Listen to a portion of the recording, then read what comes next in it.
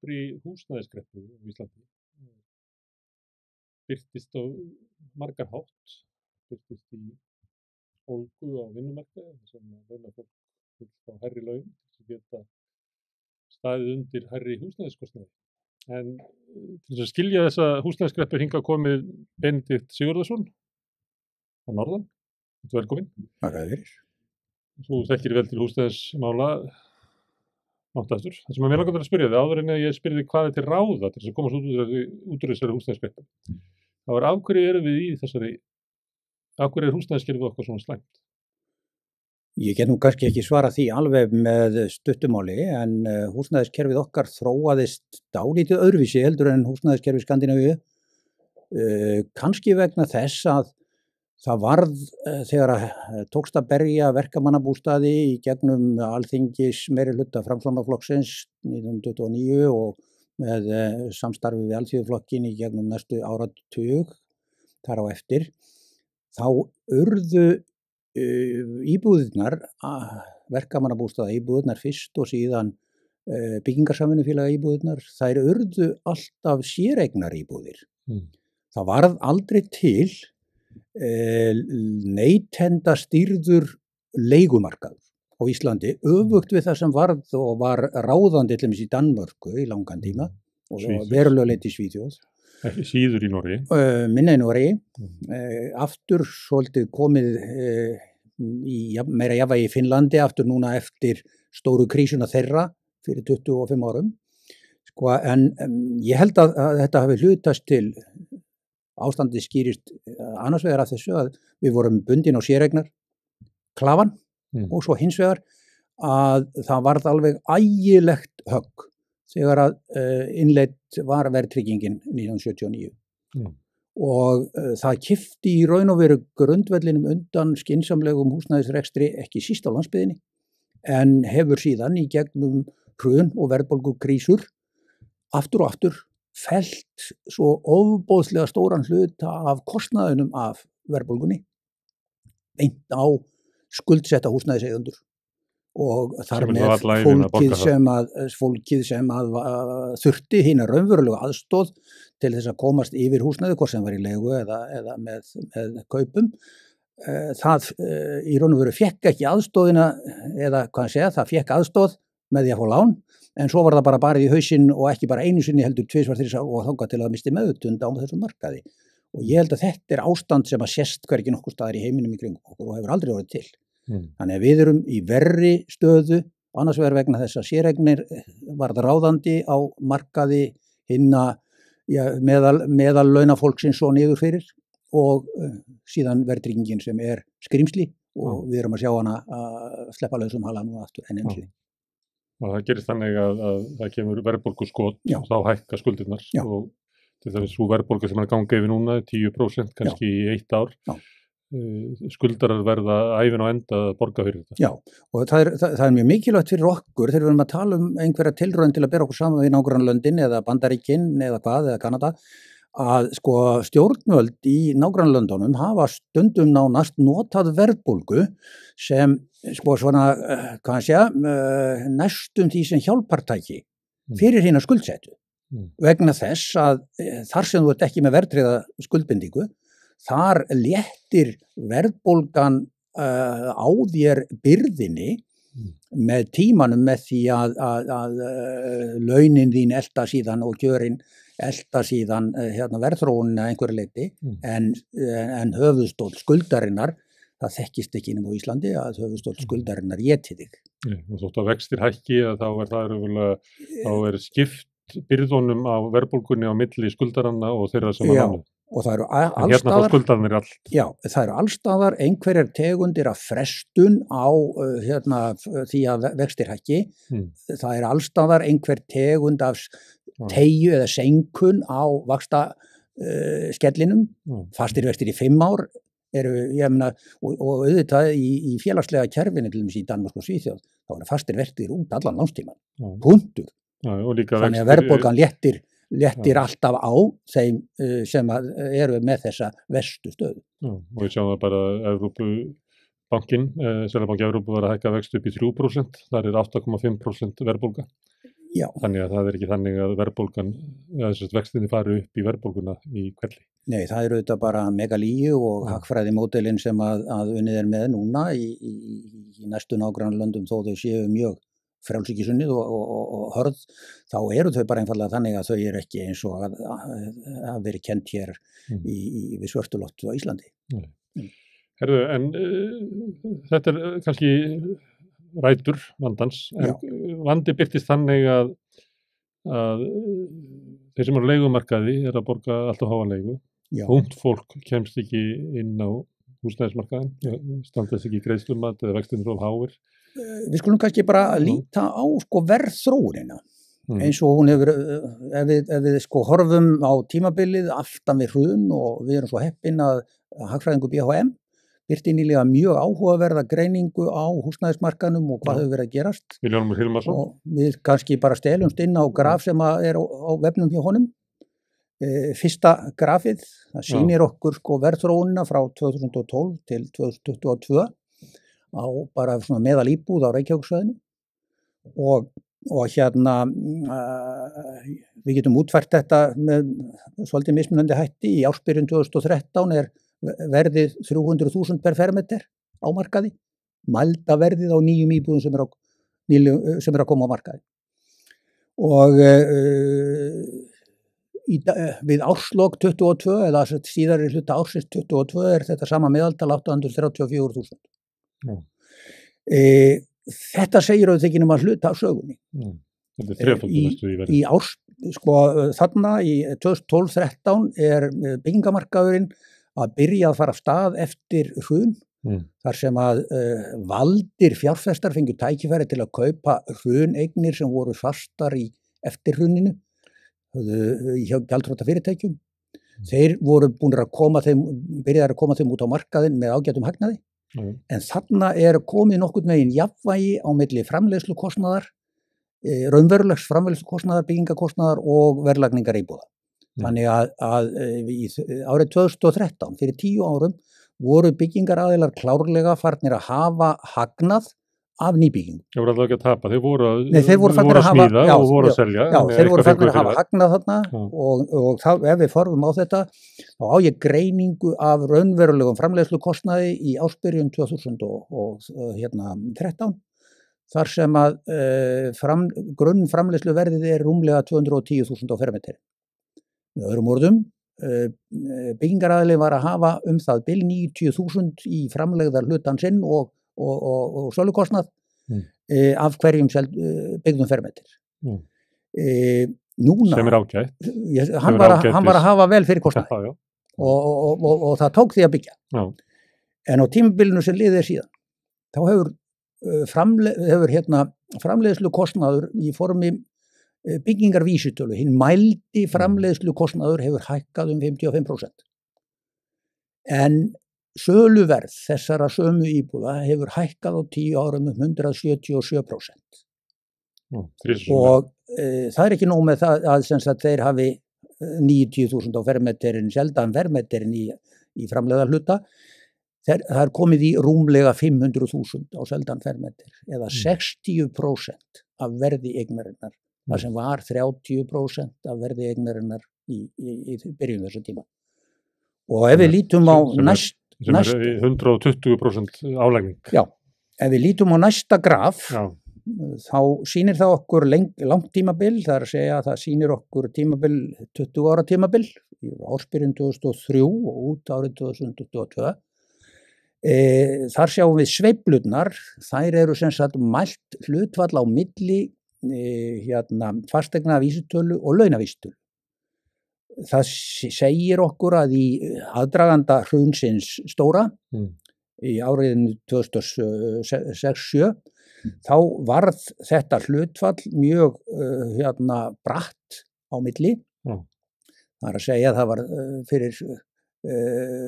það var 50% dýrara að kaupa heldur en í byrjun miðað við launin. Já, og enginn hefði átt að kaupa nema fólk bjóstu þetta myndi bara halda áfram að hækka þess að myndi það lifið af. Nú síðan kemur hrunið og skellir þessu niður í það sem maður getur kannski sagt normalt ástand. Það er að segja á árinu 2014-15 áður en þessi íbúðaverðbólga byrjaði, þá eru menn alveg í þolanlegu hlutfalli þarna á milli. Nú síðan byrjar hækkunarferlið inn á árið 2017 og árið 2018 og þá fer að skilja þarna á milli og síðan þegar kemur árið 2018 þá senda ríkisbankarnir út einhvers konar neyðaróp það að nú stefni í offramleiðslu á húsnæðismarkaði og þeir fara að beita skipulögðum takmörkunum á lánveitingum til nýbygginga. Þetta eru ríkisbankarnir, Landsbankinn og Íslandsbanki og Arionbanki gerði auðvitað það sama. Og hvers vegna? Vegna þess að... Já, þeir gerðu það vegna þess að þarna var að skapast jafnvægi á milli, þar sé að verðhækkunin var að byrja að hægja. Þar sé að þetta bil var að, kúrfan var að fletjast, hún var hætt að rísa.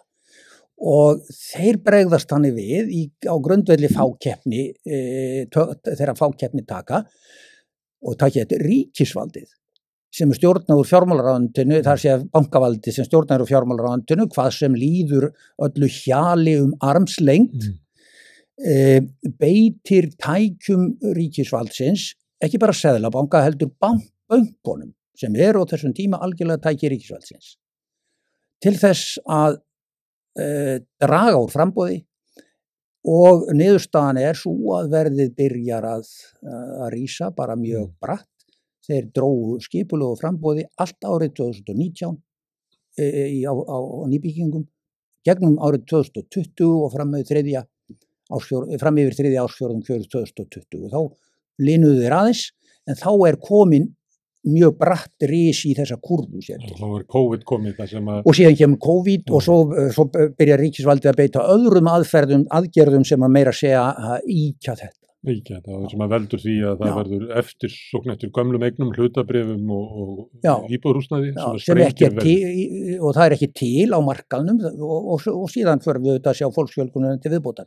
Og við fórum svo línuritið, það fer yfir í síðast ári, þá það komið yfir það sem að var á bólunni fyrir hrun. Já, það bara umtalsvert yfir það og það í raun og veru við höfum kannski ekki reyndar raunverulegar mælistærðir síðustu 6 mánuði en þá til að segja okkur hvernig hvert þetta að fara, en það eru einhverju einkenni á það að verðhækkunarkurvan hætt að rísa í bili allavega, en við sjáum ekki í raunverulega breytingu á þessu hlutfalli.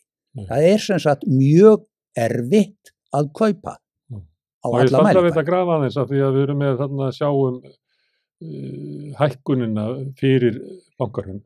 Já. Og það var, bólan sem sprakk við hrunið var mörgum toga, bankabóla og fleira, en hún var líka húsnæðisbóla á Íslandi. Já. Og þetta það sem kallaði í Bandaríkjunum subprime lán, sem að voru, fólk tók of mikið af lánum sem að réð ekki við að borga ef að markaðurinn hætti að hækka alltaf sífellt. Við vorum með svoleiðis vanda og þegar hrunið kemur að þá lenda 20.000 heimila í stórkostlegu vanda. Já. En þessi vandi var til, hvort sem okkur fannst úrlausnin var afleidd, en það hefði þurft að bregðast við að stoppa bóluna eða bregðast við þessu. En við erum komið með sambærilega subprime vanda. Það of mikið af lánum úti hjá fólki sem að kaupa of dýrar eignir. Já, að einhverju leyti. Eða eru færri út á eignamarkaðinu núna heldur en var þar, menn það kemst ekki þar inn. Já, sko, það tvennt sem öðruvísi. Í fyrsta lagi á árunum 2002 til 2007 þá verður umbreyting á lánamarkaðnum. Þegar að bankarnir eru einkavæddir, þá verður algjör umbreyting á lánamarkaðnum. Og það sem en á þeim tíma voru langflestir leikendur á þeim markaði voru neytendur sem voru sjálfir að kaupa. Það var ekki mikið spákaupmennsku fjárfestingar inn á markaðinn. Spákaupmennskan var í raun og veru í verktakastarfseminni þá. Við erum með gjörbreytta mynd að þessu leyti í dag. Og inn í bönkunum. Já, og við erum með gjörbreytta mynd að þessu leyti í dag. Og við erum með miklu brattari mannfjölgunarkúrfu á eftir hrunið frá 2014-15, hún byrjar þá og og spinnur sér dálítið bratt og við höfum aldrei séð meiri mannfjölgun á Íslandi heldur en árið 2022 í samanlögðum mældum tíma. Það annað, en gleymum ekki hinum. Í eftirmálum hrunsins sem að enn verið að takast á í leyndarhvoli og fleiri atburðum, þá gerist það að þegar að Íbúðalánasjóður sem beitt var sem harkalegu innheimtutæki, algjörlega nauðsynlausu á árunum 2009 til 2014, innleysti fjölda eigna og bankarnir þvinguðu fólk, tóku af fólki eignir án þess þær væru endilega settar á nauðungarsölu, þannig mælikvarði nauðungarsölu ekki réttur mælikvarði það hvað margir lendu í þvingaðri yfirtöku. Þessar eignir, þær voru settar í pakka á ýmsu tagi og þær voru seldar völdum fjárfestum. Það skiptir mjög miklu máli að hafa það í huga að til dæmis Íbúðalánasjóðseignirnar þær voru settar þannig saman í pökkum og kynntar fyrir völdum fjárfestum að jafnvel þeir sem vildu kynna sér málin þeim var ekki hleypt inn á kynningarfundi og þær voru seldar klárlega á meðvituðu undirverði. Þetta leiddi til þess að það varð til braskstýrður leigumarkaður. Þar sé leigumarkaðurinn íslenski, hann hefur aldrei byggst upp af heilbrigðum neytendarekstri þar sem að menn hafa jafnvægi milli kostnaðar, byggingarkostnaðar og leigu eða söluverðs. Og til viðbótar kemur sem sagt ferðamannabylgjan sem að hvetur fólk til að fara að leigja eignir, þannig að það verður til gat þar sem að verður að taka fjölda af íbúðum út af lögheimilismarkaðnum, þar sem fólk býr og heldur heimili og það verður að svelta hann á sama tíma.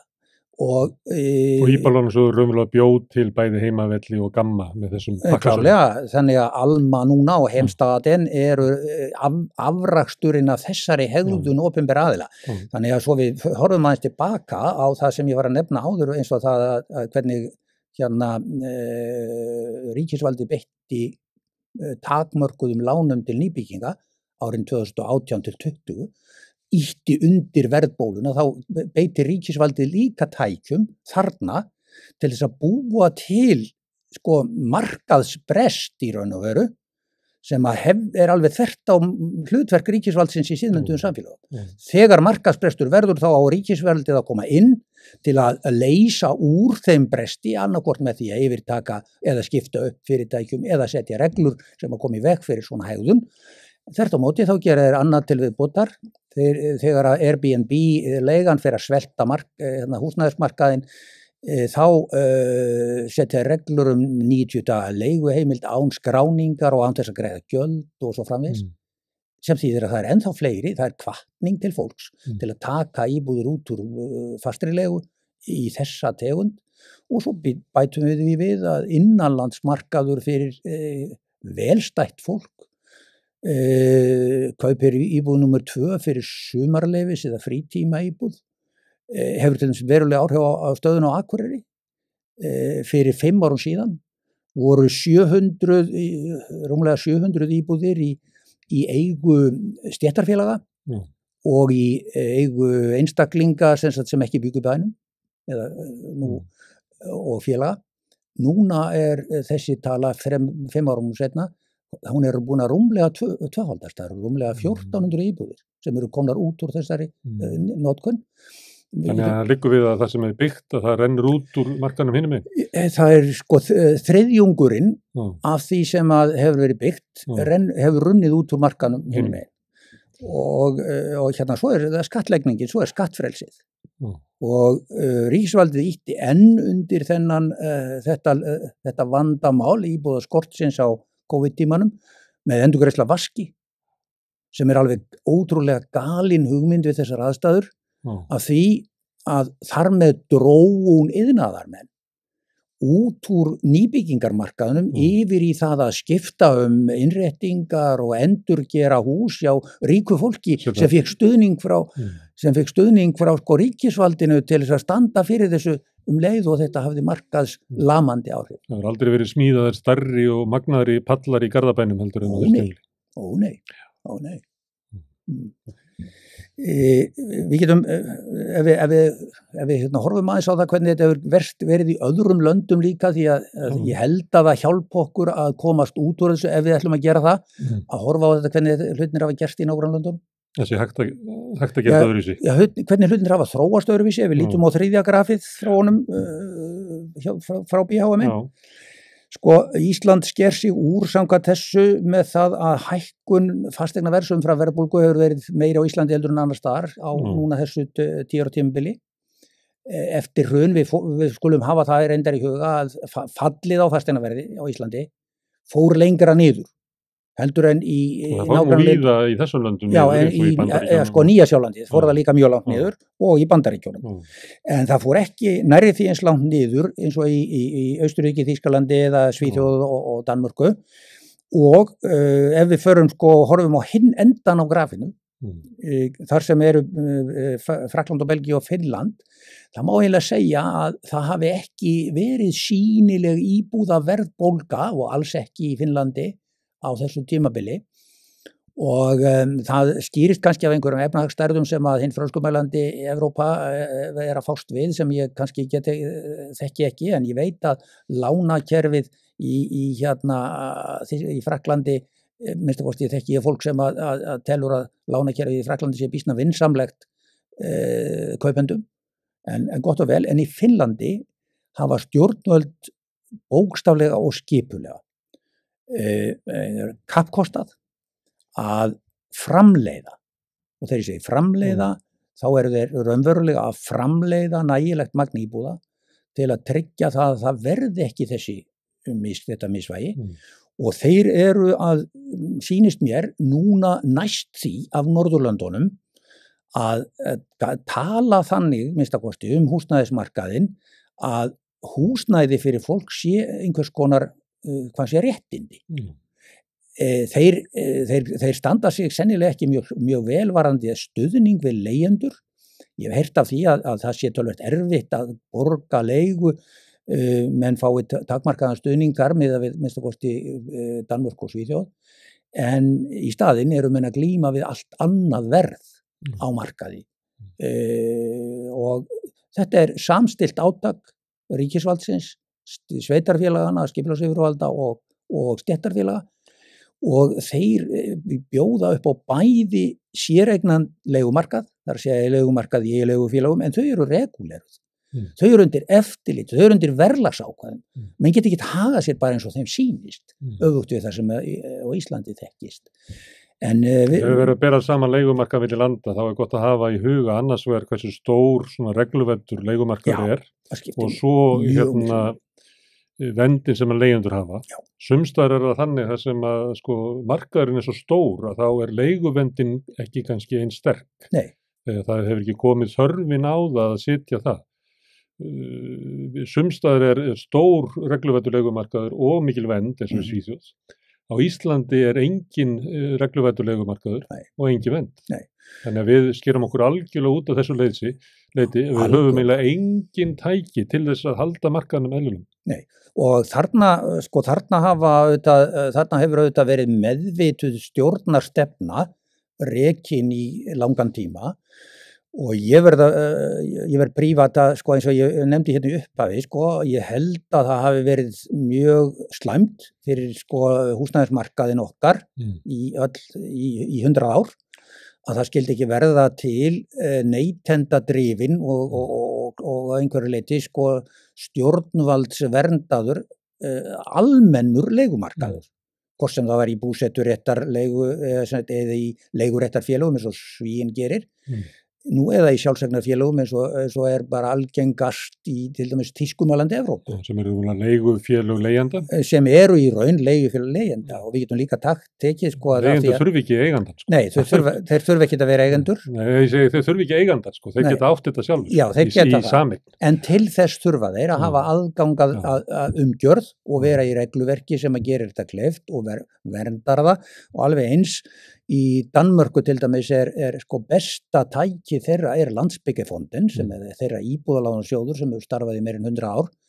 Hann opinber sjóður en hann samt skilgreindur sem eign leigufélagana. Það að segja íbúðafélagana sem nota þjónustas. Og Lars Løkke Rasmussen beitti sér fyrir því á síðasta stjórnartímabilinu sínu að endurfjármagna þennan opinbera sjóð til þess að henda út óhagstæðu vaxtaberandi lánastabbanum sem var tekin á árunum 2010 til 12 af því að það voru óhagstæðir vextir á þeim lánum og þá bara ríkisvaldinu þá hleypur ríkisvaldi undir bagga til þess að reyna að tryggja slíka endurfjármögnun. Það eitt líka í sambandi við íslenska húsnæðismarkaðinn að stéttarfélögin sem voru gríðarlega öflug til dæmis stéttarfélög opinberra starfsmanna á húsnæðismarkaði á eftirstríðsárunum þegar að byggð voru byggingarsamvinnufélög, kennarablokkin, póstmannablokkin og hvaða nú hér.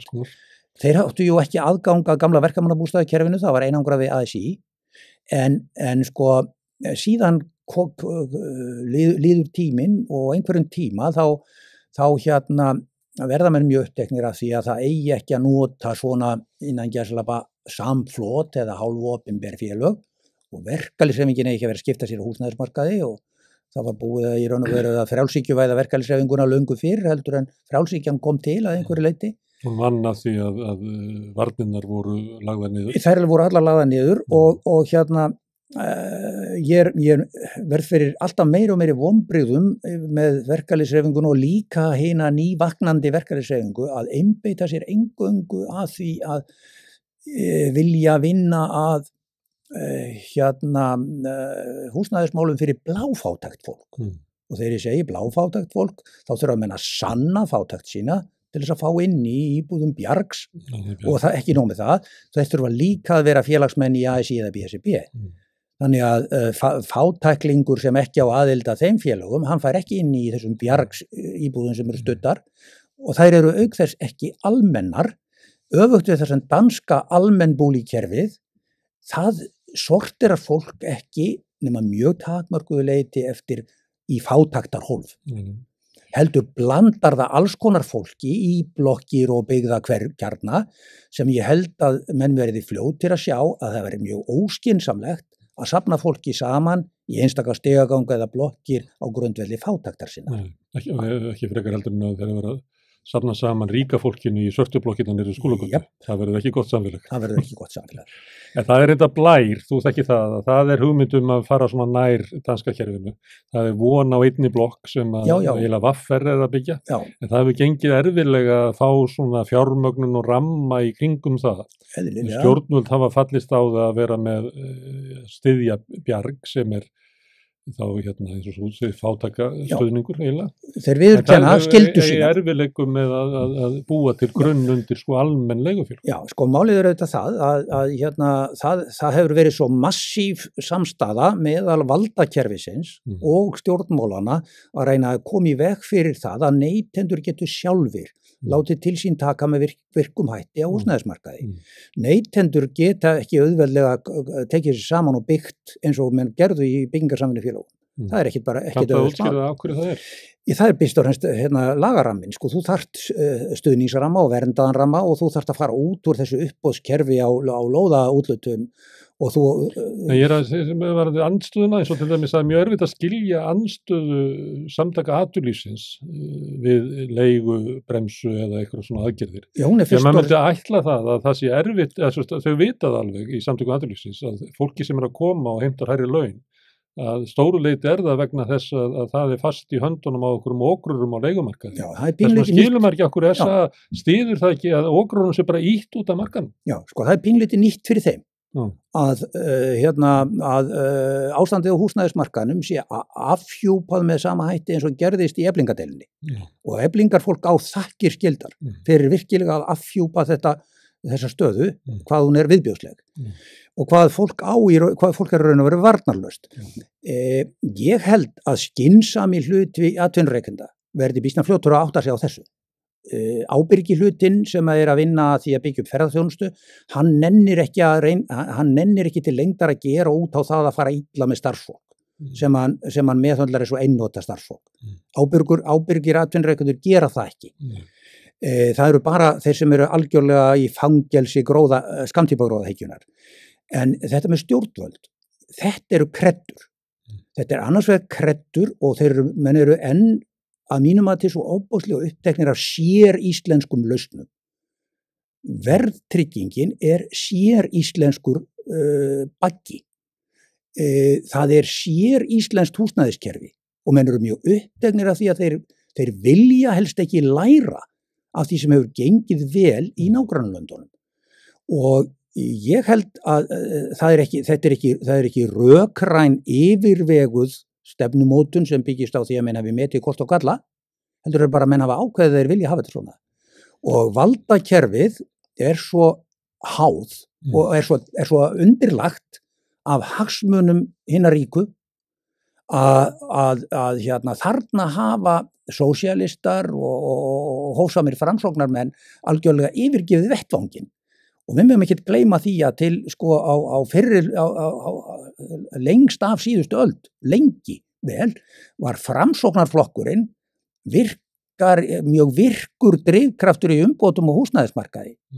Hann var samstarfsaðili Alþýðuflokksins á upphafsárum verkalýðshreyfingarinnar við það að koma á almennu menntakerfi og almenna húsnæðiskerfinu. Hann var samstarfisaðilinn við að setja vinnulöggjöfina 1938 sem að sjálfstæðisflokkurinn ekki enn búinn að sætta sig við, sjáum til. Þannig að þú ert að tala Framsóknarflokk sem bara því miður gleymdur og grafinn. Ég ætla hann hafi ekki dáið út af með Steingrími Hermannssyni. Ætla hann hafi ekki endað þar svona mestu leyti. Það er 30 ár síðan að þessar hugmyndir hurfu út úr flokk. Já, við kannski segjum að þær lifðu allavega ekki inn á þessa öld. En gott og vel. Þannig að við höfum ekki staðið okkur. Við höfum ekki staðið okkur við að sýna fólki hvað hægt að gera. Við höfum ekki staðið okkur í því að virkja launþegahreyfinguna, í það að tryggja okkur að það verði til umgjörð utan rekstur íbúðafélaga í þágu neytenda, utan hagsmuni neytenda sem húseigenda. Það eru alltaf einhverjir braskhagsmunir sem eru í gangi og þeir yfirskikja allt annað. Og niðurstaðan að húsnæðiskerfi á Íslandi vandamálið sem það býr til í samfélaginu, sem bara félagslegt vandamál og sem bara vandi húsnæðiskerfisins og svona hávaðinn og sársauki sem það veldur. Það meira vandamál í Íslandi heldur en í bara öllum löndum sem við getum skoðað í kringum. Já, Bretland kannski á einhvers viðlíka hluta og enda hafa allt og margir stjórnmálamenn og allt og margir valdamenn í viðskiptalífi litið til Bretlands óþægilega mikið síðustu 25 árin eða lengri tíma og þannig að mér sýnist að við höfum verið að færast óþægilega langt frá svona umræðulega, orðræðulega frá þeim veruleika sem að Norðurlöndin byggðu upp á sínum tíma og síðan Þýskaland, Holland. Já, og sem að ennþá og mörguleiti kjarnin í Evrópssambands félagslega pakkanum þar og einlega ætti það að verða okkur hvatning eftir að Bretar fara út úr ESB, það ætti að vera okkur hvatning að reyna að nálgast meira þennan vettvang stefnumótunar í gegnum EES, hvort sem það á sviði félagsmála eða annarra réttindamála, heldur en við höfum verið að gera. Þvert á móti virðast nú allt og margir stjórnmálaverðin verið uppteknir að því að halda að við séum Bretar séu bestu nágrannar okkar stjórnmálalega og eins og fréttaflutningar af málefnum breska íhaldsflokksins hefur sýnt okkur á síðustu árum að það látið eins og þetta séu aðalmenninir okkar. Milli þess að við fáum fréttir af konungsfjölskyldunni. Það ótrúlega mikið stórt hlutfall erlenda frétta eru fréttir frá Bretlandi. Þú átt eitt graf eftir. Já, það ágætt að henda inn síðasta grafinu, Það þetta 10 ára spann sem að BHM var að vinna með. Við ætlum að fá graf á skjáinn og það sýnir hvernig raunverð og verðlagning fasteigna hefur dregist sundur og það auðvitað eitt graf, ein lína sem sker sig úr Ísland á hana En það sem ég var að nefna þarna fyrir í spjallinu í sambandi við sko hvernig var beitt stjórntækjum bankana að árin 2017 og 2018 þá flest þessi kurva út. Og það olli fjárfestum innan gæslappa, gróða belgjónum, áhyggjum og þeir náðu sínum vopnum og fengu ríkisbankana í lið með sér til að minnka framboð nýra íbúða og þar með náðu þeir að breyta þessu hlutfalli aftur og eru konir í þetta sem við nefndum áður.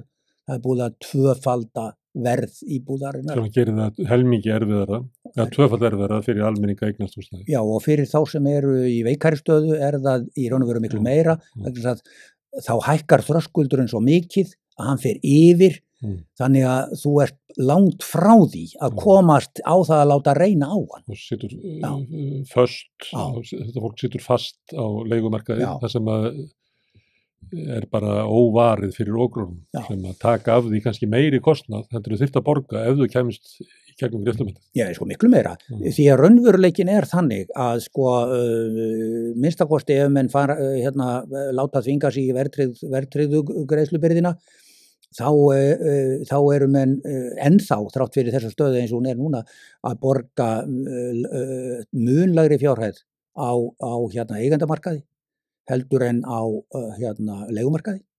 En sko hluti af vandanum sem við að fást núna það að þessi jafnvel stuðningur við kaupendur eins og fyrstu kaupendur, hann auðvitað virkar ekki í fyrsta lagi af því að seljendur eru ekki tilbúnir að framleiða íbúðir á því verði sem að settir sem hámarksverð, en það eru bara ekki til eignirnar. Sko, menn, það þýðir ekkert að segjast allar stíða, menn ef þú getur ekki fundið eign til að kaupa. Hlutdeildarlánin sýndu að það fór ekkert hlutdeildarlán út á seinni hluta síðasta árs. Nei, og það annars vegar íbúðir eru bara ekki til. Íbúðir eru ekki til á því verði. Nei. Og af því að skilmálarnir voru nýbyggða íbúð, þá er þetta bara verið að hlæja að fólki, sko. En grafið sýnir líka, sko, hvað álagning verktakana sem að framleiða húsnæði hefur hækkað gríðarlega. Og það sá sem að kaupa íbúð í dag, kannski segjum ung hjón að kaupa íbúð á 60 milljónir, þá má ætla 30 milljónir síðu álagning verktakans. 30 milljónir fara í framleiðilega hlutan og beina álagningu. Já, og svo eru þau bara ævin á enda að borga af þessum 30 milljónum hver einustu mánaðamót í 40 ár. Þannig þetta 30 milljónir verða raunvirði kannski 80 milljónir sem að fólki þessum bara klafi sem að fólki þarf að draga á eftir sér alla ævina. Já, ef við horfum fram hjá þessu og hendum grafinu bara til hliðar, þá skulum við aðeins hafa það í huga að síðustu mánuði nokkra og hefur verið sérstakur fókus á byggingargalla og fúsk. Og þökk sé doktor Ríkarði Kristjánsinni og nokkrum samstarfsmönnum hans. Það kemur nefnilega í ljós að hönnunar og gallar og fúsk, háski í efnisnotkun leiðir ekki bara til heilsu hættu af stórri gráðu í opinberum byggingum og einkaheimilum, heldur þetta alveg gríðarlegur kostnaðarþáttur. Og ég hafði samband nýlega við verkfræðing sem hefur nýlega látið af störfum og myndi þess vegna geta látið nefnsins getið, sko.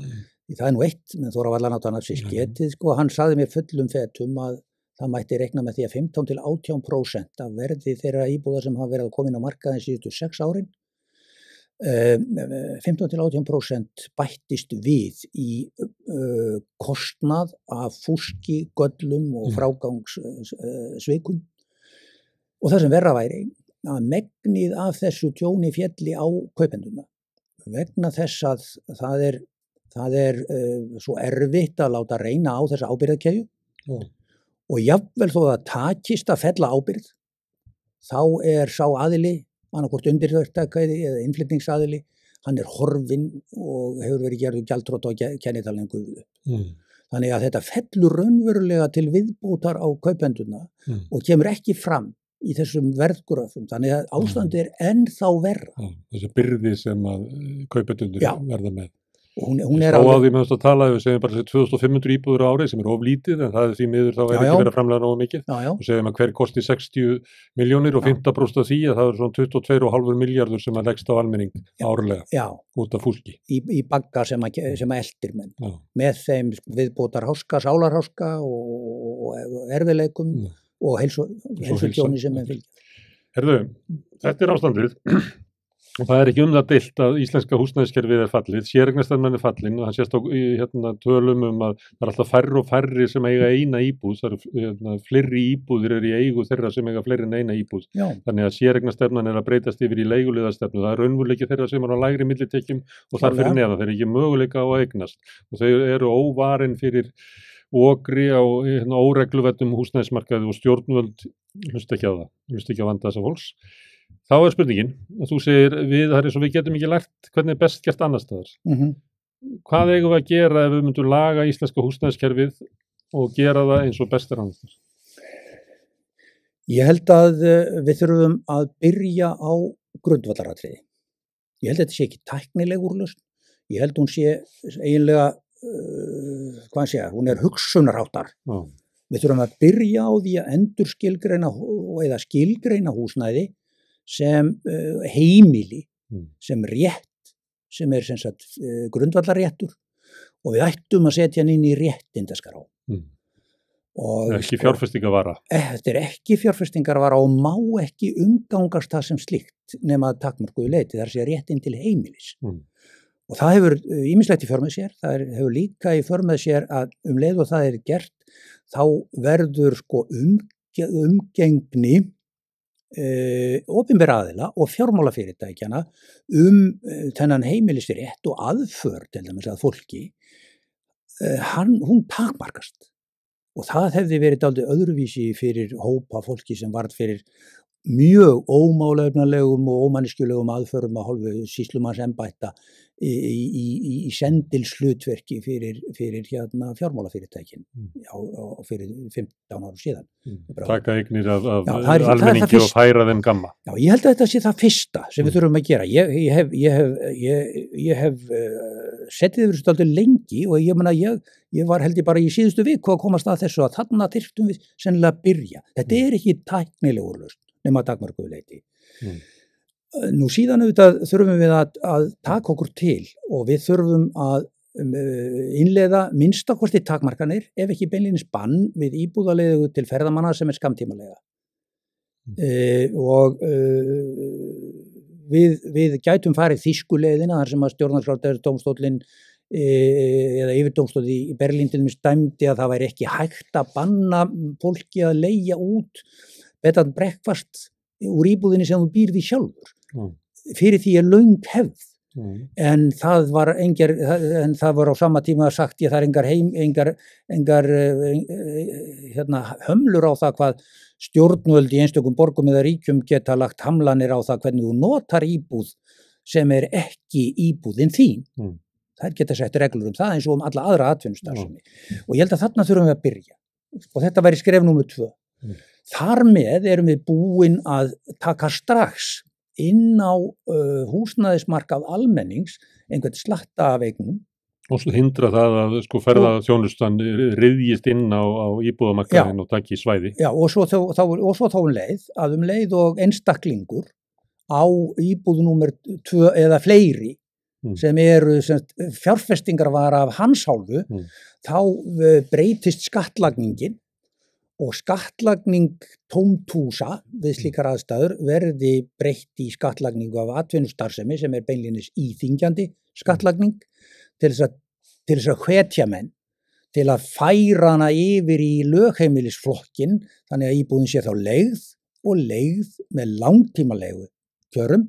Enda samkvæmt skipulagsviðmiðum allra sveitarfélaga, allra þéttbýlisvæða eru allar íbúðir í dreifbýli venjulegri íbúðagötu skilgreindar sem íbúð fyrir fólk til að búa í, ekki til að reka atvinnustarfsemi og ekki til þess að hafa sem auka frítíma íbúð. Jável þó að velstætt fólk á okkar aldri, hafi efni á því að kaupa aðra íbúð eins og við sjáum að vinir mínir hér á Reykjavíkursvæðinu, þeir hafa alveg efni á því að kaupa íbúð á Akureyri sem var kannski fyrir 10 árum bara svona blokkaríbúð eða kjallaríbúð en núna bara heilt einbýlishús eða raðhús sem menn eru farnir að kaupa og nota sem frítímaíbúð. Og þú banna þetta? Já, sko við þurfum að takmarka þetta eða beita þessum sko íþyngjandi aðgerðum til að ýta mönnum út úr þessari tegunda nýtingu. Nota bene, það allt í lagi að hafa það í huga að til dæmis ríki borgir sem hafa verið að glíma við sko miðborgar verðbólgu í lengri tíma eins og Toronto í Kanada og Vancouver. Þeir innleiddu tíma sérstakann skatt á þá sem eru búsettir utan fylkisins. 15, jável 20% skatt, það hafði bara engin áhrif af því að þetta var bara ríkt fólk. Þeir sem eiga svona auka íbúð við höfnina í Reykjavík og svona, þeir myndu bara... En það er líka allt í lagi, en býtu það er líka allt í lagi að skattleggja þá og nota skatttekjurnar til þess að auðvelda öðru fólki að búa í sama hverfi eða á sama svæði. Það er ein aðferð sko. Nú, en síðan þegar menn eru núna að tala sko leigufélögin og ég rak augun í það að einhver var að halda því fram að leigufélögin, það verið svo léleg afkoma af leigufélögunum sko, þau þyrftu að hækka sko leiguna. Af því að þau verið ekki sjálfbær. En þá segi ég sko, leigufélög sem að hafa engar takmarkanir á því hvernig þau fjármagna sig, þau eru alveg augljóslega, einkaleigufélög eru augljóslega komin í þennan milliverðlagningarleik, þau eru að taka lán hjá sjálfum eigendum sínum eða skildum aðilum og flytja fjármuni yfir ekki bara milli handa, heldur yfir skattalögsögumörk. Og þetta verður að setja regúlerandi ákvæði, ekki bara íbúðamarkaðin, heldur öll fyrirtæki. Við eigum ekki að líða milliverðlagningu, hvort sem það í útflutningi sjávarafurða eða í stóriðju og hvað þá á húsnæðismarkaði. Þannig að við þurfum að setja ekki bara siðferðilega viðmiðum hvernig leigusali má hafa sér, heldur líka setja ekstra skilmála þannig að hann megi ekki stunda rán á fólki og skatttekjum frá íslenska ríkinu. En ekki hægt að gera kröfur bara eigin fjárhlutfall leigufélagana svo þessi ekki að velta sko fjármögnunar kostnaði yfir á leigjendur? Þannig að munur ef þú átt 50% eigið fé og skuldar 50% af því eða þú átt bara 20%. Það getur verið einn hluti af því hvernig þú setur ramma utan einkalegufélag. En við þurfum umfram allt að breyta ekstra skilyrðum fyrir íbúðafélagum neytenda. Það sko líka mjög stórt mál og við þurfum að tryggja þeim fjármögnun sem þó með einhverjum hætti gert með sambærilegum hætti. Það líklega stærsta máli sem þetta leggja til hér. Hitt eru svona lagfæringar en með því að það kæmu hér inn byggðu upp neytendastýrð leigufélög. Já, það er náttúrulega stóra skrefið. Sko. Það er aðferð til umbreytingar. Sko það verður engin umbreyting af því sem ég búin að nefna hérna en hún getur skipt miklu máli samt en með því að innleiða heilbrigðan og sjálfbæran ramma utan rekstur íbúðafélaga neytenda bæði byggingar og rekstrarlega fjármögnun þá getum við breytt mjög miklu en til skemmri tíma þurfum við að gera alveg gríðarlega stórt átak í byggingum og það byggingarátak má bara hreinlega alls ekki vera á höndum þeirra aðila sem hafa ráðið markaðnum síðustu 10 árin. Það bara má ekki koma fyrir, jafnvel þó að einhverjir þeirra gætu komið inn sem ábyrgir verktakar á grundvelli tilboðsverka, þar sem þeir bjóða í samkeppni við einhverja aðra, heldur verður að skapa farveg þar sem að verður til hóf á þeirri eða stöðvun á þeirri sjálftöku sem raunveruleikin í dag. Hver þessi aðili sem getur byggt þessar íbúðir í skyndi? Það ekki hægt að gera þannig gegnum einhverja tegund af opinbera átaki sem að getur svo sem verið samvinnuverkefni stéttarfélaga ríkisvaldsins og sveitarfélaga. Það verður hugsanlega gert ég hef nefnt aftur og aftur í þessari umræðu síðustu ár að viðlagasjóðsátækið sem farið var í til þess að koma Vestmanneyingum á flótta í húsnæði með tiltölulega skjótum hætti.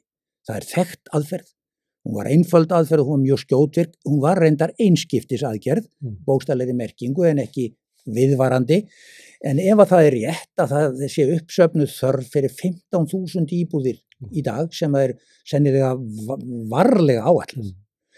Þá gætum við, þá eina leiðin til að nálgast það væri gegnum einhverja tegund af opinberu átaki, hvort sem það geti framkvæmdan BINGR-áætlunar eins og byggði Breiðholti á sínum tíma eða viðlagasjóður og það verður einungis gert með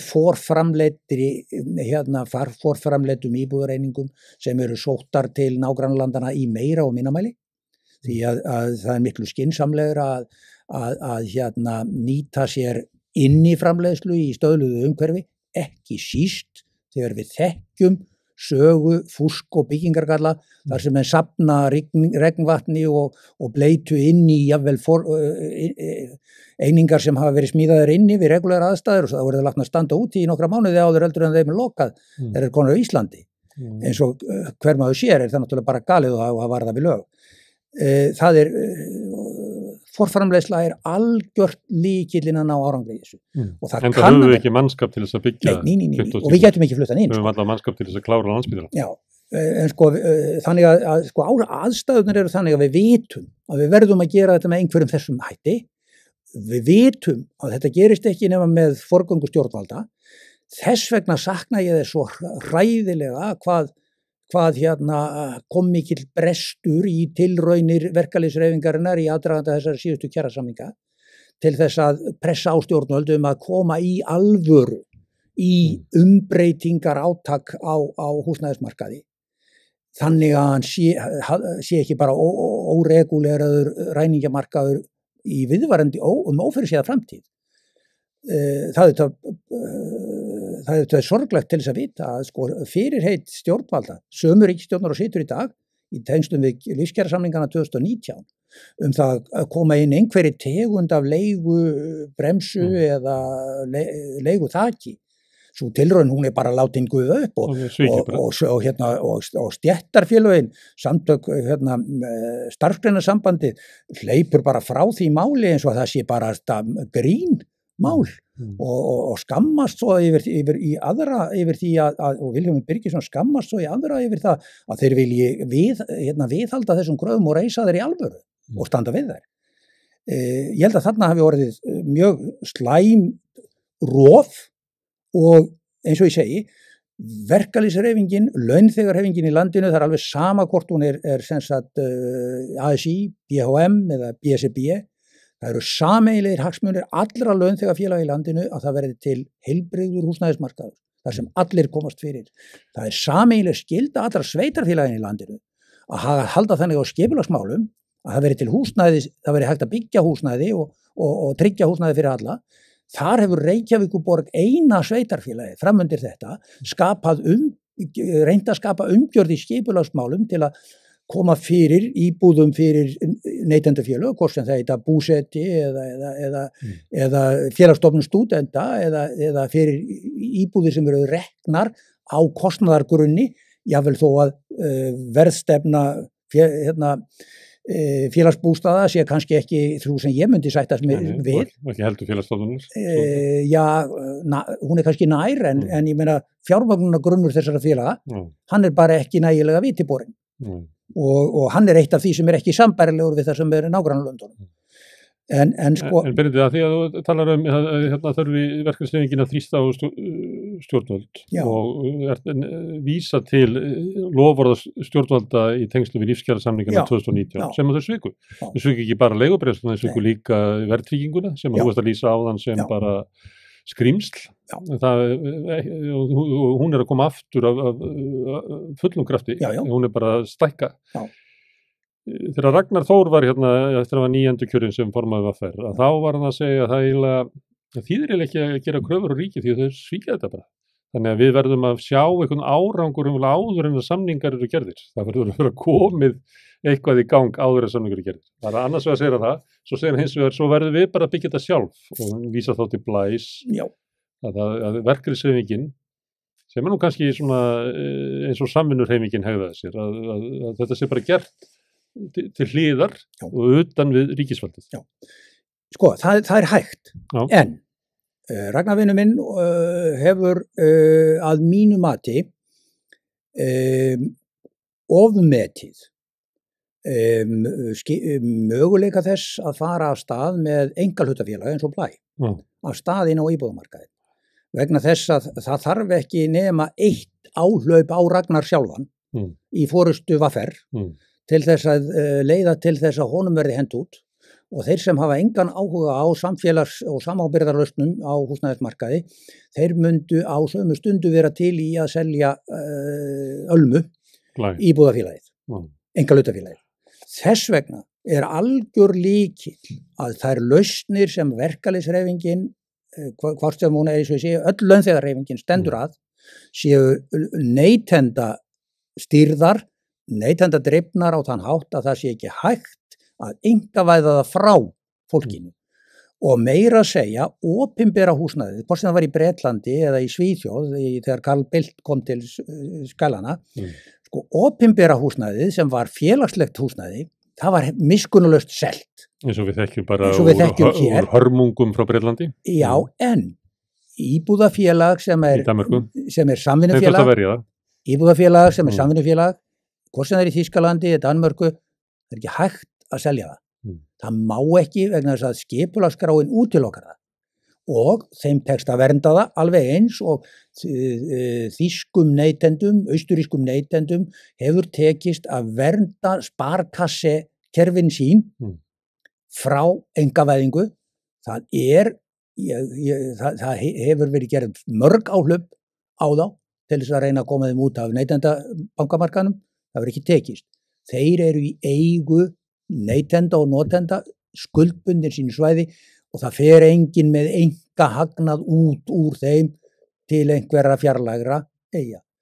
Og það það sama sem ég vil segja hérna á húsnæðismarkaðnum.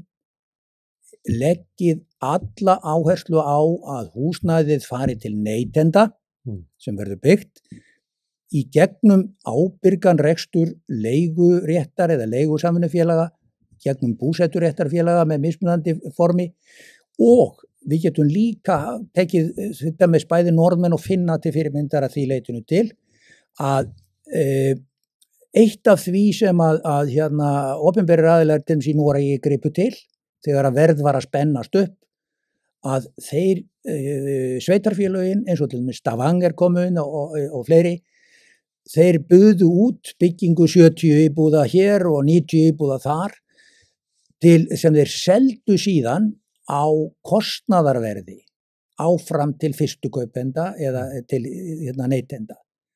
Þá afluðu þeir tilboða frá verktökum í hagkvæmar lausnir, byggðu þær og afhentu þær neytendum á kostnaðarverði með skilmálum að þú hefðir ekki heimild til að selja þær áfram og ávinna þeir markaðs hagnað sem sagt prívat. Þú verður að selja aftur inn í kerfið. Þú verður að selja það aftur inn í kerfið. Eins og var með verkefnabústaðina. Sjálfsögðu. Og þetta væri mjög ábyrg aðgerð af hálfu stjórnvalda. Ég held að neytendafélög sem væru í byggð á samstarfi verkalýðshreyfingarinnar, eða hvort sem það væri kennarafélögin eða hjúkrunarfræðingar eða lögreglumenn eða skrifstofufólk í VR, að það væri vel hægt að fela þessum aðilum að byggja slíkar íbúðir og selja út á markaðinn á kostnaðarverði með skilyrðum líka, ef menn vilja endilega ýta undir eigendamarkaðinn í því formi. Það sem að svona kerfi eru, þá yfirleitt húsnæðislánasjóður sem að fjármagnar þessi verkefni. Já, eða heimildir. Stundum hann í eigu ríkisins, ég held að sé þannig í Noregi, sumstaðar hefur verið einkavæddur, þar sem voru svona sjóðir sem að drifu áfram húsnæðisuppbygginguna á eftirstríðsárunum en eru síðan orðið hluti bara einhverju bönkum í dag. Já, Bretland lillum sem dæmi það. Já, en það annað í svona sjóð vantar, þetta einhver sjóður sem að lífeyrissjóðir myndu leggja til fjármagn eða sér þetta fyrir þessum ríkis? Það er ágætt og kemur inn á lífeyrissjóðina. Ágættum maður, Ólafur Margeirsson, hefur talað fyrir þeirri hugmynd að lífeyrissjóðirnir komi inn sem fjárfestar og sem gerendur, ekki sem kaupendur skuldabréfa, heldur sem gerendur á húsnæðismarkaði, og segir og rekur með réttu reynsludæmi frá Sviss en sko sannleikurinn málin auðvitað sá að lífeyrissjóðirnir í Sviss eru í fyrsta lagi allt önnur stærð, hagstærð sem hlutfall af þeirra efnahag. og eru auk þess séreignarsjóðir í meginatriðum, en það sem skiptir mestu máli er að fjárfestingarumhverfi, hefðbundið fjárfesta í Sviss er allt annað heldur en hákalla hegðan á íslenskum braskmarkaði. Og ég ætla að fullyrða að eigendur stóru matvörukeðjana, hvort sem það heitir Festi eða Hagar eða hvað það er, lífeyrissjóðirnir eru 75% eigendur þeirra. Þeir haga sér hvergi öðruvísi heldur en sem eins og frekasti kapitalistinn á markaðnum. Og ef að farið verður að búa til í löggjöf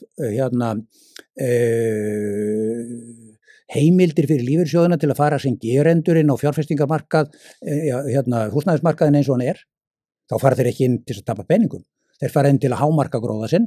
Það væri sko versti háski, það væri versta viðbragðið sem við gætum haft við húsnæðisástandinu eins og það er að hleypa lífeyrissjóðunum með sjálfdæmi í fjárfestingum inn á þennan. Það byrjaði að kaupa bæði heimavelli og ölmu. Hvað heldur þú?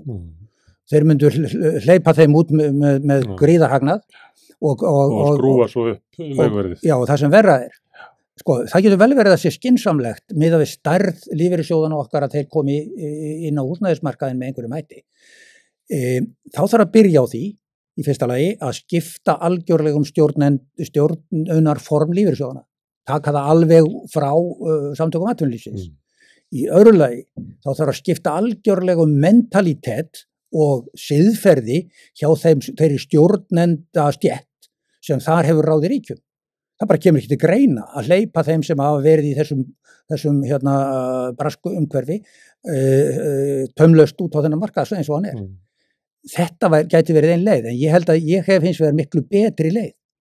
Ég held að við eigum að leggja skyldusparnað, þvingaðan skyldusparnað á ofursjóðasöfnum lífeyrissjóðanna.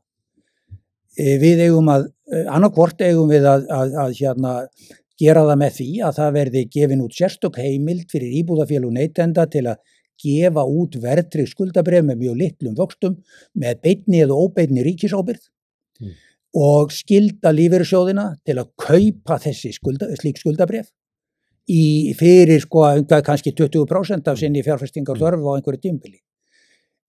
Með þessu værum við að taka brask toppinn af lífeyrissjóðunum, taka hann og hjálpa til við að draga úr brask einkennum og verðbólgunnar á markaðnum og við getum dregið úr þeirri furðulegu hugmynd að flytja út alla peninga lífeyrissjóðanna til fjárfestinga erlendis og fella með því gengið eins og við þekkjum.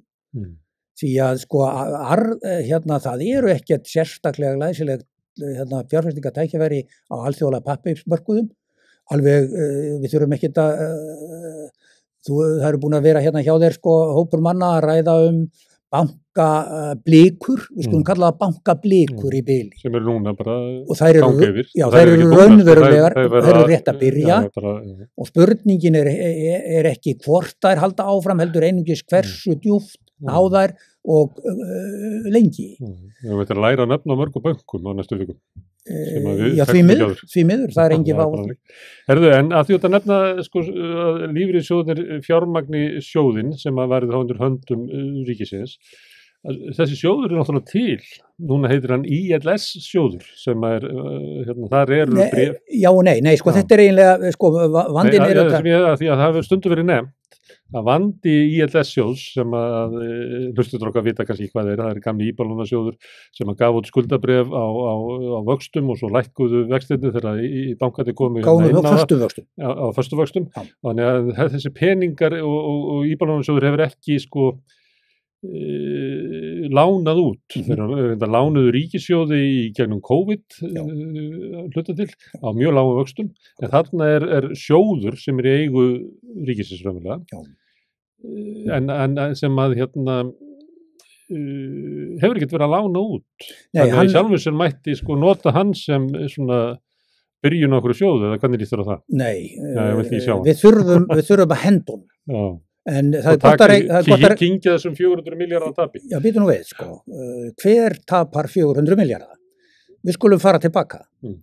Árið 2004 voru gefin út þessi fyrstu skuldabréf með þessu óuppgreiðanleg, með 5,4% vöxtum. Já, upp í 5,6 væntanlega. Gott og vel. Hverjir voru það sem að héldu á stabba af þessum bréfum? Fyrst voru komu erlendi sjóður, keyptu pínlítið hlutaði, það endaði allt hjá lífeyrissjóðum. Það endaði allt hjá lífeyrissjóðum og hluti af þessum... Þegar braskarnir voru búin að innleysa hagnaðinn, þá endaði allt hjá lífeyrissjóðum. En hluti af þessum skuldabréfum voru keyptir á slikk. Lífeyrissjóðum keyptu hlutaðir á slikk eftir markaðan, eftir hrun. Það vísu ekki stór hluti. En við skulum rifja það upp að í október 2008 var sett sérstök nefnd á laggirnar á vegum ríkisstjórnarinnar sem þá satt. Jóhanna Sigurðardóttir var verndari þeirra nefndar. Í forsvari fyrir nefndin átti að takast á við fyrirséð áfall þeirra sem voru að fást með voru skuldsettir með lán á íbúðamarkaði. Og niðurstaða nefndin skilaði áliti til þingsins í nóvember 2008. Í forsvari fyrir nefndina var Gylfi Arnbjörnsson, þáverandi forseti ASÍ. Útgangspunktur nefndarinnar var sá að tjónið af bankahruninu mætti ekki fyrir neina muni lenda á lífeyrissjóðunum eða þeim sem mættu verið til skuldabréf. Og hvers vegna ekki? Það verið svo mikilvægt að fyrirséð verðbólgubóla gæti skilað lífeyrissjóðunum alltaf 260 milljörðum í beinan ávinning í staðin fyrir að mæta því höggi sem þeir eruðu vegna taps af erlendum eignum og fleira. Og hvað þýddi þetta? Hverjir áttu að borga þessa 260 milljarða? Það voru neytendurnir sem sátu uppi með þessi lán.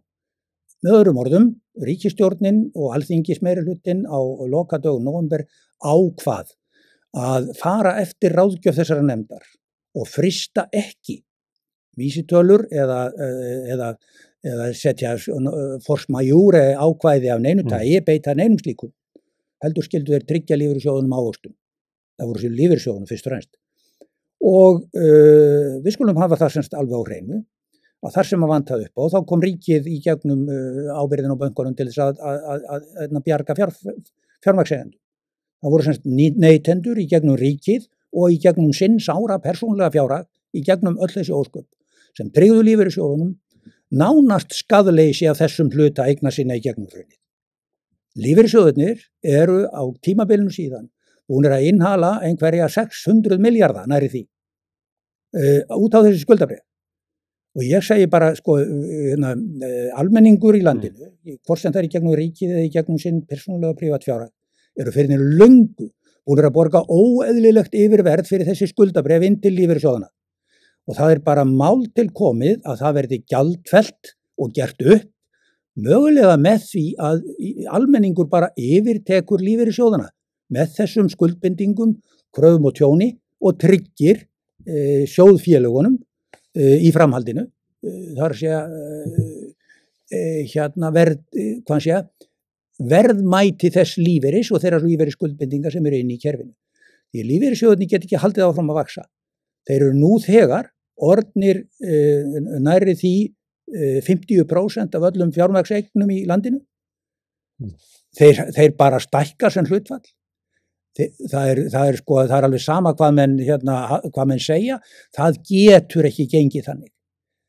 Daginn sem að lífeyrissjóðirnir eiga 60-70% eru þeir komnir í stöðu sem er óásætt, hún er algjörlega ófær. Þannig að við verðum að stöðva inngreiðslu í þessu sjóði og þessa skattfríu fjársöfnun. Og ég ætla að bæta einu við í sambandi við lífeyrissjóðina. Það er engin furða þó að það sé þurrð í skatttekjum ríkissjóðs og sveitarfélagana til þess að standa undir mikilvægri grunnþjónustu og fjárfestingum í innviðum. Þegar að hátt upp í 50% af eigendum fjárfesting og fjármagnsegna eru skattlausir. Við getum ekki haldið svoleiðis áfram. Skattleysi lífeyrissjóðana leggur að mörkum til niðurbrots á grunnþjónustu í heilbrigðiskerfi, menntakerfi, það sveltir getur hins opinbera til að fjárfesta í innviðum. Ég meina þetta kerfi að éta okkur sjálf. Benedikt, við erum búin að fara yfir húsnæðiskerfið og nú stekstu inn í annað kerfi sem lífeyrissjóðskerfið, sem efni í annað þátt. Í næstu bæjarferð að þá kemur hingað og við tölum lífeyrissjóðina. Kærar þakkir fyrir að koma og tala húsnæðiskerfið.